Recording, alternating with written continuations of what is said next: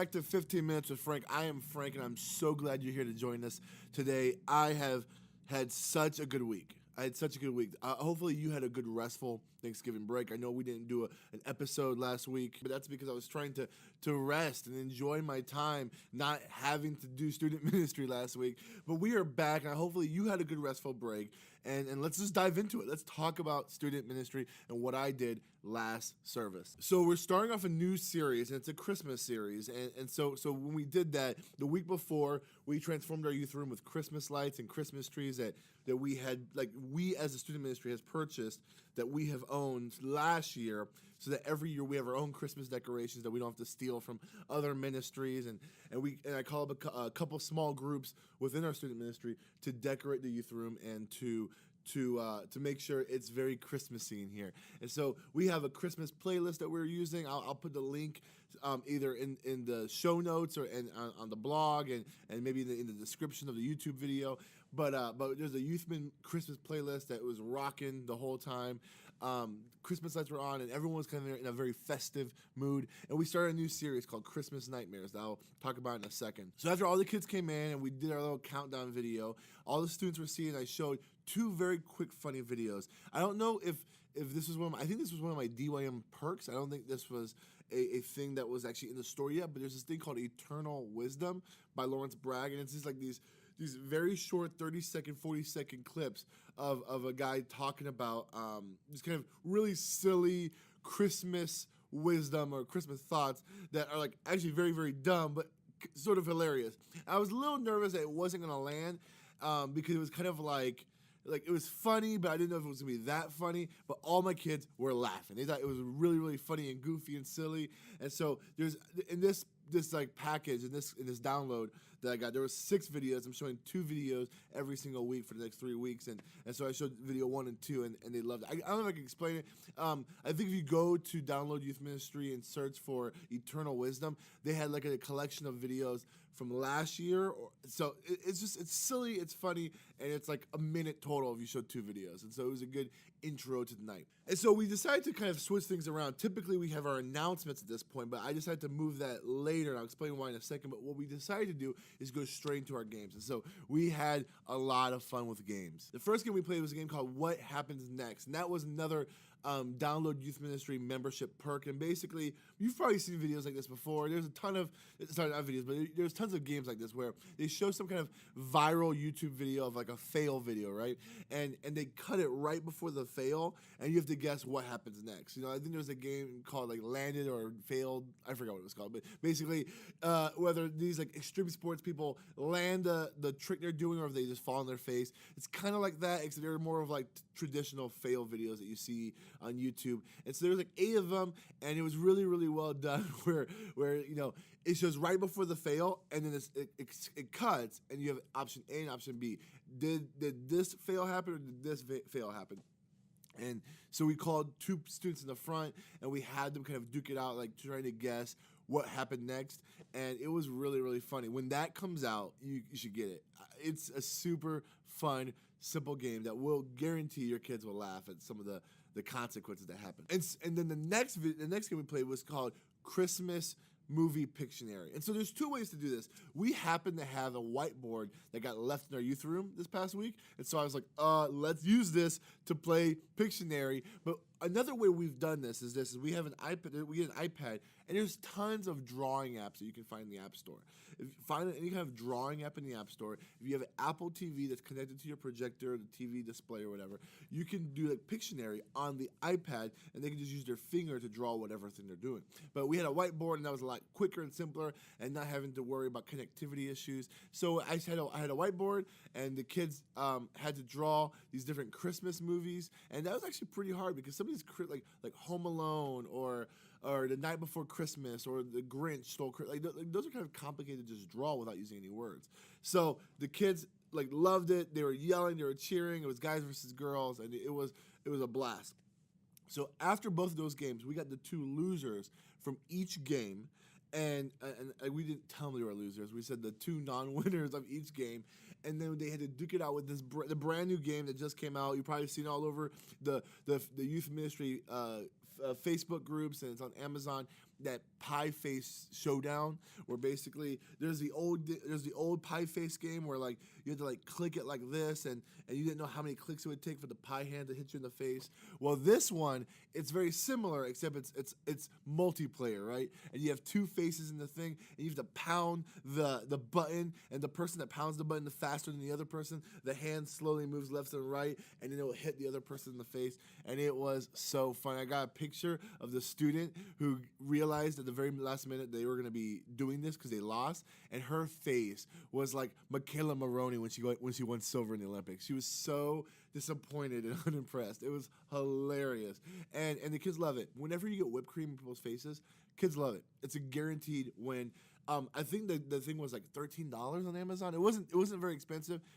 Listen, if you ever have a game where there's two clear losers or two clear non-winners, that is a fun way to kind of say who is the loser of the losers in there. And I mean, the kids thought it was so funny. Listen, these type of little knick-knack toys that can do for 3 minutes where they could see who's gonna get a pie in the face, those are always huge wins. And kids get their phone out, they want to Snapchat it, they get so excited. Get that. I think it's called Pie Face Showdown. If I remember, I'll put the link in the description or in the show notes. It's a win. It's a win. So what I decided to do this time is, instead of having our announcements so early, I wanted to figure out a way to transition from the game to worship. And so one thing we talked about, if you kept up with this podcast, is I said I was going to start showing videos, like spoken word videos and things like that. One thing we found really quickly is that the kids weren't responding very well to spoken word videos. They were just kind of like, they're a little long, they're a little too deep, especially right after a game. So with everything with youth ministry, you try, and if it fails, you cut it and you look for something else. You try to innovate, you try to keep moving. And so after a couple of weeks of seeing that the kids weren't really responsive to these spoken word videos, I decided let's switch things up. And so we changed the philosophy that we did with announcements and try to make announcements more than what it has been. So typically we have this one female leader who has always done announcements for like the past 6 months. She's always done it, and she's great, and she kills it, and she's awesome. But one thing we want to do is try to make sure that all the students are well aware of every single leader. And so every single week, what we decided is we're going to try to mimic what our church does. And in our church, we have this thing called a service host. And a service host is when typically an elder or one of the pastors that aren't preaching that day comes on stage and they do an announcement and kind of like a formal greeting to the church. And then at the end of the service, they come back up and do a benediction. And so I've done it a couple of times in big service. And so I thought, how can we mimic that here in the youth group? And so what I decided with my program director is we're going to have every single week a different leader do this role. They're going to come up, they're going to do the announcements, they're going to kind of greet everyone, and then at the end of my message, they're going to do a little benediction where they're going to read a verse, they're going to pray, and they're going to dismiss the students. I think eventually, after we kind of go through all the leaders, I would love to kind of raise up a couple like special students, like maybe upperclassmen, to do that role as well. And so I'm encouraging our leaders to kind of start figuring out which students could use that kind of next bump up, where eventually they could be a service host or a fuse host is what we call them in our student ministry. And so kind of like a kind of more of an intentional way of doing announcements, all the while everyone becoming very aware of all the leaders in our student ministry. And so that's also a good transition from the the high energy games into our worship time, which is a little bit more reflective and worshipful, I guess. So then we did worship, and we did Marvelous Light, Good Father, and Jesus We Love You by Bethel. And so hopefully next week and the next 2 weeks, we're going to do mostly Christmas songs. But it was a really good time of worship because we just kind of changed our sound system. We're able now to use more microphones and plug in more equipment, where before we were using one microphone and a bunch of amps.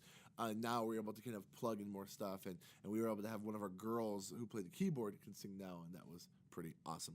Then we went into my message, and so there's a website called MediaPass, and MediaPass is kind of like all these other, like these resource websites where they give you opportunities to download different resources. And what I like about MediaPass, and this isn't a sponsored video or a sponsored podcast, they're not paying me anything, but again, if MediaPass is listening, I would love you to sponsor something here. That'd be amazing.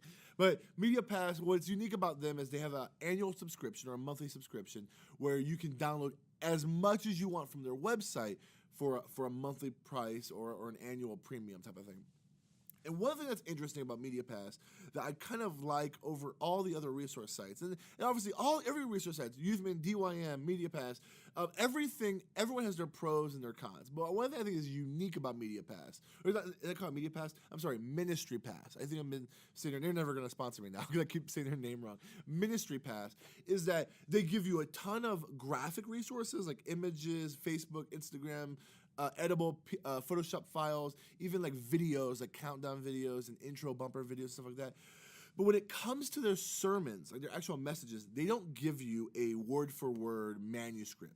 They kind of give you like the overall scope and sequence of the message, and they also give you kind of like 5 bullet points that maybe you could touch in the message along with like the main idea in a verse. And what I love about that is you're not copying someone else's sermon.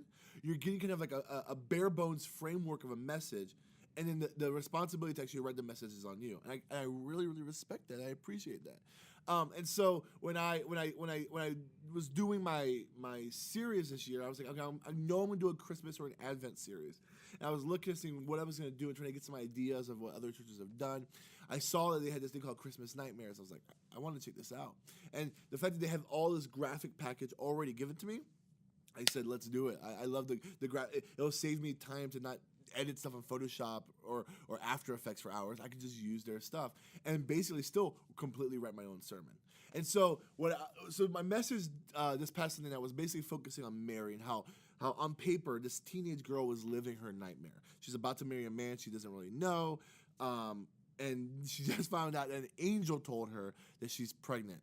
And what do you do 2,000 years ago when you're pregnant and you're at the risk now of the man you're betrothed with could leave you, your parents and your family could deny you, and all your friends are going to betray you, like the fear that she had.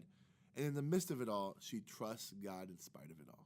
It was a fun night. It was an encouraging night for me to kind of talk about that. It was kind of, in spite of what I went through this past week, which I was kind of living like a nightmare in terms of my finances and my car breaking down. I'm almost having to put my dog down.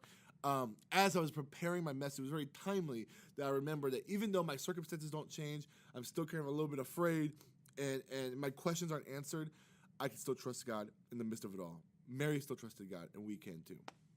Then we had small group, and overall, the response from my leaders there was a really, really good time. What I want to do for the rest of this time in our 15-minute podcast is talk about leadership and volunteer leaders specifically. I don't know about you, but like I'm in a context where I'm the only paid staff in my student ministry, and I think that's probably true for most youth ministries across this country. If you're even paid, I know a lot of people most people are either bivocational or volunteer. And so one thing I think about, I remember when I first got here, I was thinking about, man, I have so much work. I don't know how I'm gonna do it all. And I was like talking to my executive pastor. I said, I think like maybe like in 6 months to a year, I might need an assistant. And he looked at me and he kind of laughed at me. and to his credit, like he's a youth ministry vet. He knows what he's talking about. And he kind of said, instead of trying to look at finding a person to hire to pay to do stuff, equip your volunteers to do the work of the ministry. And then through that, one of the biggest themes that our church at Epicos we've been trying to think through over the past year is volunteers. How can we make volunteer work meaningful and something that people look forward to and actually grows them in their walk with Christ? And so one thing I created is kind of like an organization chart in my student ministry to not only give our volunteers meaningful work, but also give them something to strive for, to look up to. So that way, when a new person walks in, they don't have the same position as someone who's been there for like 5 years. Something that there is some kind of, like you've worked here, you've been here for years, you've invested in these kids, and so your position in the student ministry is going to be reflective in the effort and the time and the skills that you have within the student ministry. And so as opposed to trying to hire an assistant to do, a bunch of work for me, I'm going to take that assistant role that I would love to have and pay for, break it down and dice it up into 12 different roles and distribute that amongst my volunteer leaders. And basically what we're doing is calling our volunteers to more. Some volunteers have greater capacity than others, but everyone can do more than just be a warm body in the room. And so very quickly, I want to kind of give you an overview of these different positions. And then on the website, you can kind of see an organization chart to kind of see what that looks like. So first there's me that kind of oversees everything. Then right below me, there's this thing, a person called a program director. The program director kind of makes sure the service goes on time, make sure that all the elements that are in place are in place. And so the worship leader knows what songs they're doing, and then all those songs are in pro presenter, the snacks are in place. Like basically overseeing all the details so I don't have to think about the details. Their job is to worry about the details. My job is to make sure the kids are great. Then after that, we have kind of like to the side to them, kind of side maybe slightly lower than them, are what we call a guys director and a girls director. And their role is to oversee all the small group leaders to make sure that the leaders have the kids in their small group, that every kid has a small group leader, and all the small group leaders have everything they need. And on top of that, their role is to plan gender-specific events. So like if there wants to be a girls sleepover, the girls director organizes that, plans that, and gets the other girl leaders involved to plan that girl sleepover. If they want to do a dude's paintball and wings night, that guy gets with all the guy leaders, plans it, comes to me, tells me, hey, this is what we want to do. This is how much it costs. And I tell him, knock off a ton of money, and then we'll plan it. And that kind of like the role we're giving to them is kind of like the role I've been doing up till now, but now they have more ownership of it. They also are doing contact work with the volunteer leaders and also making sure that kids don't fall through the cracks. If there's a kid that hasn't been around for 2 weeks or 3 weeks, we make sure that their small group leader knows, so that way that small group leader can contact that kid and say, hey, we miss you. Then below that, we have a bunch of different very specific places. So we have an audio-video person that their job is to make sure the audio-video is good. We have a person whose job is just for the games. They plan the games. They work with me to come up with games, and I help resource them with games. We have a person who does cleanup. We have a person who does the snacks.